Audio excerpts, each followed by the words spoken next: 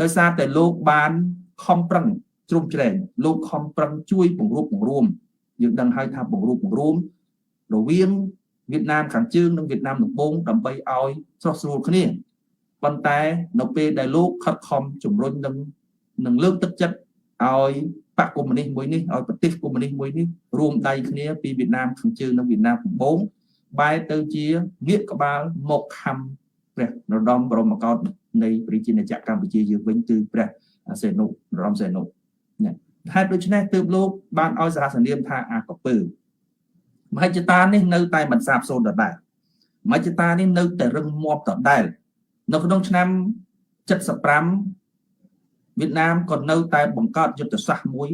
ដើម្បីធ្វើយ៉ាងណារុកទន្ទ្រានចូលមកប្រទេសកម្ពុជាហើយបង្កឲ្យមានជួបភ្លៀងបង្កឲ្យមានសង្គ្រាមនៅក្នុងប្រទេសកម្ពុជារឿងនេះខ្ញុំសូមបកស្រាយដោយសង្ខេបថានៅពេលដែលវៀតណាមធ្វើការចរចាជាមួយនឹងអតីតមេខ្មែរក្រហមគេហៅថាកម្មាភិបាលខ្មែរក្រហមអំពីបញ្ហាព្រំដែនដោយលោកអ៊ុំសំអាតបានធ្វើការបកស្រាយខាងដើមអញ្ចឹងគឺព្រំដែនទឹកព្រំដែនគោកជាមួយនឹងប្រទេសវៀតណាមណាវៀតណាមបានលើកពីរប្រទេសយកមកធ្វើការបកបង្គោលព្រំដែនគឺប្រទេសឡាវនិងប្រទេសកម្ពុជាដើម្បីរៀបចំខ្សែក្បាត់ព្រំដែនរឹងរបស់វៀតណាមបន្ទាប់ពីវៀតណាមបានធ្វើការបង្រួបបង្រួមណាធ្វើការបង្រួបបង្រួមរវាងវៀតណាមខាងជើងនិងវៀតណាមខាងត្បូងបានមកនោះវៀតណាមនៅពេលដែលបង្រួបបង្រួមប្រទេសរបស់ខ្លួនចូលជាឃ្លុងមួយហើយវៀតណាមពង្រឹងរៀបចំខ្សែក្បាត់ព្រំដែនរបស់ខ្លួនឲ្យរឹងមាំថែមទៀតប៉ុន្តែនៅក្នុងចំណោមពីរប្រទេសនោះគឺមានតែប្រទេសឡាវមួយគត់ដែលស្ដាប់ទៅតាមការបញ្ជារបស់វៀតណាមហើយព្រមបកគលការបោះព្រំប្រទល់ព្រំដែនទៅឲ្យជាមួយនឹងប្រទេសវៀតណាមនិងប្រទេសឡាវចំណែកឯប្រទេសកម្ពុជាដែលដឹកនាំដោយកម្មាភិបាលខ្មែរក្រហមគឺសម័យ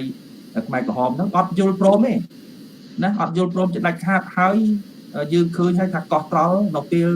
សម័យខ្មែរក្រហមតើកោះត្រល់ណាអ្នកគ្រប់គ្រងគឺកម្ពុជាយើងណាកងទ័ពកងកម្លាំងនៃគេហៅថាកម្ពុជាប្រជាធិបតេយ្យនឹងចូលទៅគ្រប់គ្រងដែនកោះត្រល់ហ្នឹងគ្រប់គ្រងហើយនឹងការពារនគរណភាពទឹកដីព្រំប្រទល់ទាំងអស់វៀតណាមនៅពេលដែលនៅសម័យឬក៏កងទ័ពរបស់កម្ពុជាប្រជាធិបតេយ្យចូលទៅគ្រប់គ្រងកោះត្រល់វៀតណាមភ័យសម្បើមវៀតណាមគិតថាបើកាលណាបណ្ដោយតទៅទៀត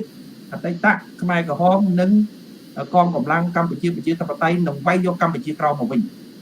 នេះវៀតណាមឃើញចំណុចនឹងហើយទើបវៀតណាមមានមហិច្ឆតាមួយគិតថាបើវៀតណាមហ៊ានបណ្ដោយខ្លួនបន្តិចទៀតវៀតណាមនឹងត្រូវធ្វើសង្គ្រាមពីព្រោះថាវៀតណាមធ្វើសង្គ្រាមរ៉ាំរ៉ៃជិត30ឆ្នាំហើយជាមួយនឹងតែគេហៅថាសង្គ្រាមផ្ទៃក្នុងរវាងវៀតណាមខាងជើងនិងវៀតណាមខាងជើងខាងត្បូងនោះហើយដូច្នេះទើបវៀតណាមគេចាប់ផ្ដើមយកយុទ្ធសាស្ត្រមួយគេថាភ្លើងដែលគេដុតដល់ពេលដែលគេត្រូវបន្លត់ហើយបងប្អូនដែលជឿទេថាគេធ្វើសង្គ្រាមក្នុងពិភពលោករយៈពេល3ដល់10ថ្ងៃវាយយកកម្ពុជាបានបងប្អូនជឿទេលើពិភពលោកវៀតណាមបានដឹងសពគ្រប់បែបយ៉ាងទាំងអស់អំពីផែនការយុទ្ធសាស្ត្រនិងក្បួនទ័ពនៅក្នុងប្រទេសកម្ពុជាក្បួនសង្គ្រាមនៅក្នុងប្រទេសកម្ពុជាថាវៀតណាមត្រូវធ្វើរបៀបម៉េចដើម្បីបំបាក់ខ្មែរក្រហមបានធ្វើរបៀបម៉េចដើម្បីរំដោះប្រជាពលរដ្ឋឬក៏រំដោះទីក្រុងភ្នំពេញបានវៀតណាមដឹងផែនទីច្បាស់ដឹងតំបន់ច្បាស់ហើយវៀតណាមបានធ្វើណាបានធ្វើឃោសនាការរបស់ខ្លួនចលនាប្រជាពលរដ្ឋជាពិសេសប្រជាពលរដ្ឋក្នុងខេត្តកញ្ចេះស្ទឹងត្រែងរតនគិរីជាពិសេសទៀតខេត្តត្បូងឃ្មុំនិងកំពង់ចាមបានលងលើជាមួយនឹងមនោគមវៀតណាមយ៉ាងច្រើនប្រជាពលរដ្ឋវៀតណាមបានលើកទ័ពមកមិនបានប្រមាណ10000នាក់ទេប៉ុន្តែសួរហេតុអីបានប្រជាពលរដ្ឋឬក៏កងកម្លាំងរបស់វៀតណាមដែលចូលរួមកើនរហូតដល់7-80000នាក់ដោយសារតែកម្លាំងប្រជាពលរដ្ឋខ្មែរដែលលងលើជាមួយនឹងបកកុម្មុយនីសវៀតណាមដឹកនាំដោយប្រទេសវៀតណាមគឺប្រទេសយួននឹងតែម្ដងដោយសន្យាជាមួយនឹងប្រជាពលរដ្ឋខ្មែរថាខ្លួនស្ម័គ្រចិត្តចូលមករបស់ប្រទេសកម្ពុជាចេញពីខ្មែរក្រហមហើយនឹងបកគលដីកម្ពុជាក្រហមមកឲ្យប្រទេសកម្ពុជាវិញនេះដែលធ្វើឲ្យប្រជាពលរដ្ឋខ្មែររួមកម្លាំងជាមួយវៀតណាមយ៉ាងខ្លាំងដៃដើម្បីចូលមកវាយខ្មែរនិងខ្មែរយកខ្មែរនិងខ្មែរសម្លាប់បំភាលនៅក្នុងថ្ងៃ79ហ្នឹងនេះបងប្អូនជនរួមជាតិឃើញថាតើនេះវាជានយោបាយឬក៏វាជាផែនការឬក៏វាគ្រាន់តែជាការដេកសម័យសូមជម្រាបដល់ប្រិយមិត្តបងប្អូនជនរួមជាតិថាវាមិនមែនជាការដេកសម័យទេវៀតណាមមានផែនការជាក់លាក់ច្បាស់លាស់